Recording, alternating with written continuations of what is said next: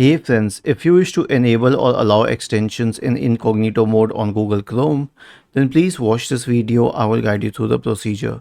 So we have Google Chrome here, okay, and I have some extensions. Now let's say I often use the incognito mode. In the incognito mode, extensions will not work.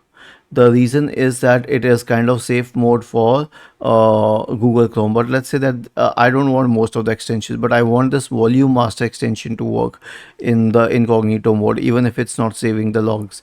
So here's what I can do. Click on these three dots here. Okay, wait. Click on these three dots here and then select manage extension and then scroll down, and you will have to find this option called allow in incognito.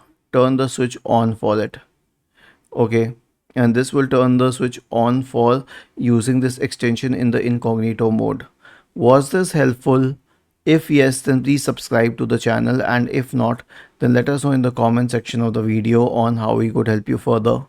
Thank you for watching this video and have a nice day.